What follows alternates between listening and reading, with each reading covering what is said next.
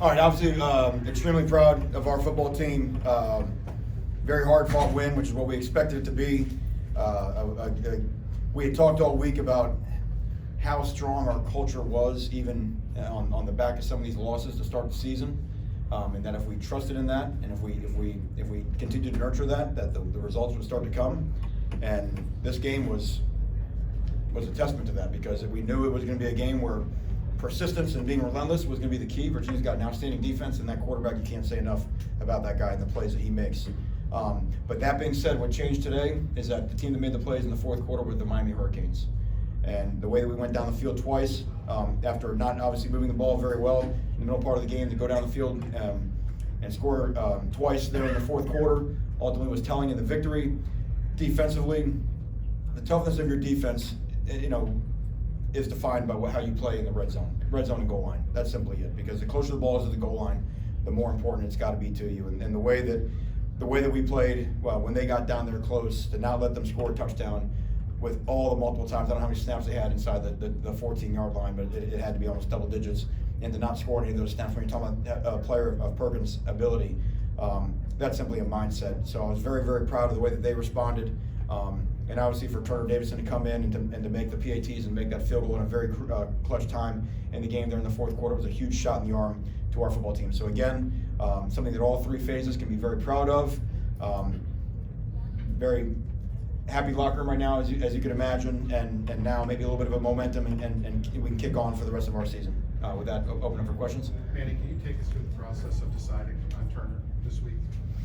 It really came down to warm-ups. We let it kind of go down to warm-ups, and he just had a better warm-up than Bubba, and that doesn't mean that's a permanent move or whatever, but we just felt like from a pure evaluating who was making the kicks that he was the guy. Manny, what specifically did you do? I mean, it obviously was so noticeable. I mean, just the difference in how they played tonight compared to last week, making the stops in the red zone. Last week they didn't make any stops. I mean, it just looked so totally different. So what did you do this week? I don't think there's no magic. You'd hope that last week was an outlier. That just wasn't us, But there's a lot of pride. There's a lot of pride in the guys that play on that defense. There's a lot of pride in that coaching staff. I thought they had our players very well prepared this week, and simply it was just a matter of just doing our job and trusting ourselves, and then gets back to the part about just being relentless, because that was the issue. Because there was a lot of good plays out there some of the throws we had unbelievable coverage, and some of the throws and catches that Perkins was making are things that we haven't seen in the last 3.5 years. It was high level stuff, but to be resilient like we were, I'd like to think that's more true who the real Miami is on defense than what we saw a week ago.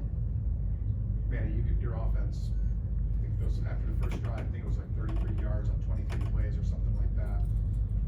When a group, frustration probably had to be setting in on some level. How did they snap out of it and come up with the two biggest drives at the two most crucial times? Well, we had talked, in the team talk at the hotel before we came to the stadium today, we talked about being persistent.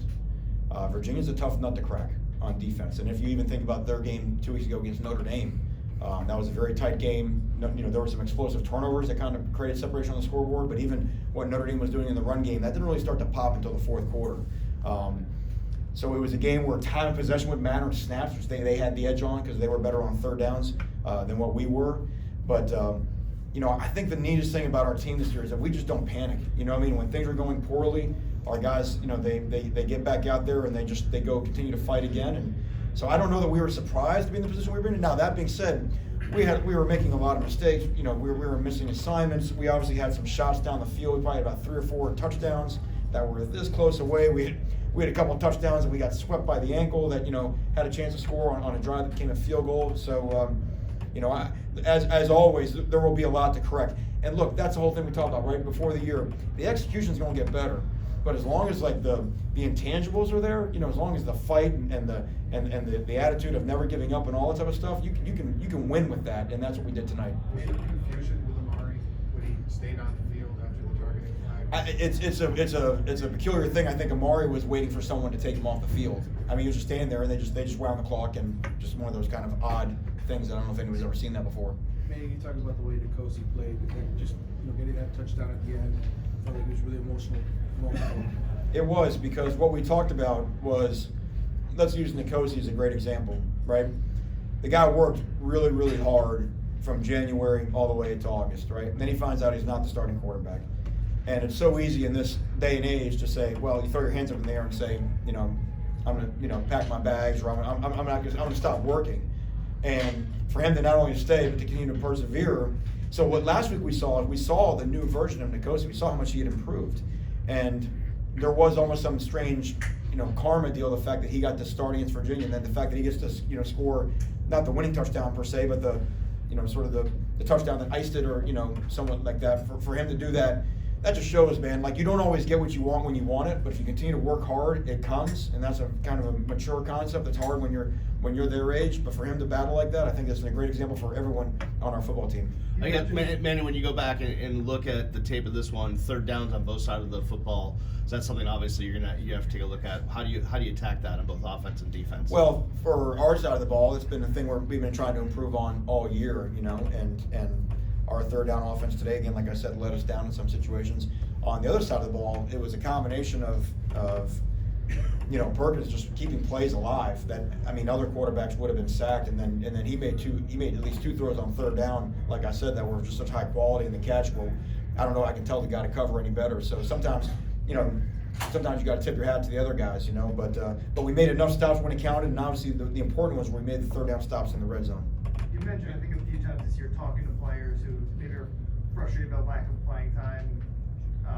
Was that ever a conversation with Nkosi? Like, I think you talked about specifically with Lingard recently, but with Nkosi, was there ever a point where maybe you know, guys transferred, but was there ever a point where you kind of sat down, talked with him about why it would be good for him to stay? No, I think Nkosi just, you know, kind of, I mean, all you had to do was watch the guy on the sideline in the first half of the season when he wasn't playing, and watch his demeanor, his temperament. You know, I mean, he's done nothing but just continue to improve, you know, even when he was not the starter. So that's a good thing, because again, you know, who can predict what happens during a football season? And it's, at quarterback, it's obvious, but you know, it could be another position where you have an injury and a guy fills in, and you know, and all of a sudden here you go. Manny, the decision to start with Greg Rousseau and obviously paid tremendous dividends. He had a monster game. Yeah, Greg he's been coming and getting better every week, and getting more sound in his assignments in the run game. And so, you know, he went in there. We still roll over our guys, but Greg, we've been saying this since his first year, when, you know, his first spring when he mid-year enrolled, that we knew he had a big time future ahead of him, and what an awesome young man, and boy, it's fun to watch him out there, you know, wreaking havoc. Andy, your O-line, I'm sure it was aware of the stat, and was talking about they've given up more sacks than anybody else. Virginia had just about more sacks than anyone else in the country. Did they get tired of hearing that over the course of the week, or?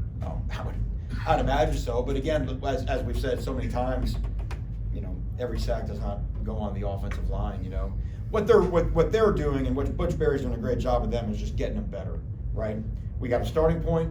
You start, you know, week one, really start the first day of training camp, and how do we get this group to be, you know, more connected, you know, continue to compete, continue to play hard. Virginia's got a heck of a test now, because there's not a play, there's about not a play during the game where somebody's not moving, blitzing, coming from somewhere, doing something. So, you know, we had a couple, again, like I said, in the middle of the game, we sort of had some concentration errors. You know, we had a couple of times when backs didn't pick up a blitzer or free runner, and that's going to make it look like, you know, the protection's poor. We had a screen that the back went the wrong way. Just some things like that, you know, and again, that it's so easy just to harp it all on that position group, and that's usually not the case. Do you have any idea who goes into the week, QB1, QB2 yet? We still, nothing's changed from when I sat here a week ago. So I've always said that Jaron Williams is our guy. We know we can move with Nkosi. We're still, you know, the question we have right now when we get back there is, how is Jaron? You know, and then the second part of the question is what I mentioned a week ago. How does Jaron respond to all of this? You know, because there's a locker room of guys that know that we can win with all of our quarterbacks, and I think that's where we see the offense and how those guys can function just with what Danny Enos is calling. Let's do two more questions for Coach. Coach, how validating is it? You talk about culture, you talk about change, looks and eyes, all of that. You get in a really tough situation last week, and then you're able, on a short week, to respond and also win. Right. Well, as we all know, you talk about culture, but we're in a results business. You got to win, you know. And you know, as I mentioned, in our small sample size, we were playing really hard, and we were playing together and all those type of things. But we weren't getting the wins, you know. So for me, it's not so much validating for me, it's validating for the guys in the locker room that we're giving you everything. I mean, they look at you and they can't, of course everybody can play better and everybody can execute better, but in terms of emptying the tank every week, they were doing that. And they weren't getting the reward, and sort of walking that locker room today and seeing the guys that got the reward of the victory, and a team victory, you know what I mean, where everybody had a hand in it, is pretty awesome. Manny, can you just tell us a little more about this kicker? Because we didn't even know really where he came from or how he ended up with you guys. I don't either. He just ran on the field during 3 games, started knocking something in, and we said, hey, here we go. So, Turner, he's been with us for a little while now, and you know, and has been getting better and better, and sort of kind of moved into the number 2 spot, and kind of caught everybody's eyes because he was making, you know, when we do 1s and 2s on field goal, and he was knocking them through there. He had a really good week, and so then when, like I said, when we got to the warm up today, he was without a doubt the better guy in the warm. So we said, hey, you know, the same thing you would do with the left guard or the wide receiver. He said, hey, you got to be the guy, and to his credit, he made them all. Great. Thanks, Okay, everybody. thank you.